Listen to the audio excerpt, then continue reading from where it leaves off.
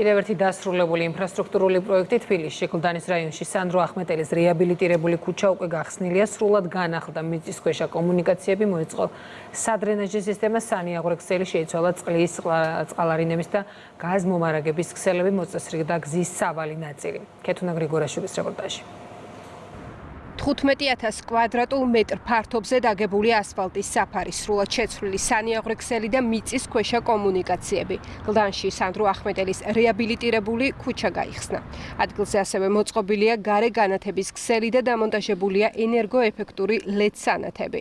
განათავსეს 30 ერთეული დიდი ზომის ნაგავ-შემკრები კონტეინერიც. მიწისქვემოთ არსებული ქსელი მთლიანად ამორტიზირებული იყო.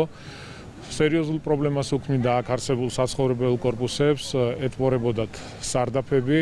დღეს აღნიშნული პრობლემა მთლიანად მოგვარებულია. პროექტის ფარგლებში გაკეთა სადრენაჟის სისტემა, სანიაღვრეს სისტემა მთლიანად შეიცვალა, საკანალიზაციო, გაზის მილები, წყლის მილები.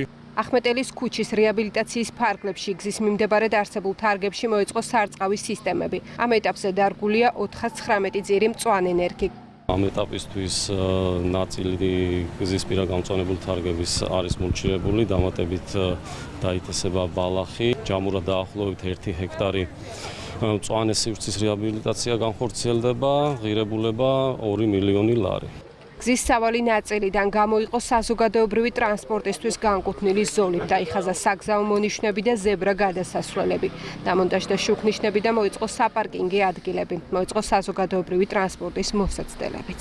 კაპიტალური სამუშაოები ჩაუტარდა სანიაღვრე ქსელებს, ასევე განახლდა წყალარინების სისტემა. მერიის შესაბამისი სამსახურების მიერ მოეწყო ახალი ბოძები, LED სანათები, საჰაერო კაბელები განთავსდა მიწისქვეშა კაბელ-არხებში. ამ ეტაპზე სანდრო ახმეტელის ქუჩაზე ახლად დაგებული გზის მიმდებარედ არსებული 3 სკვერის რეაბილიტაცია მიმდინარეობს. უკვე მოიწყო საფეხმავლო ბილიკები, გარე განათებისა და სარწყავის სისტემები. დამონტაჟდება საბავშვო ატრაქციონები და ჩატარდება გამწვანების სამუშაოები.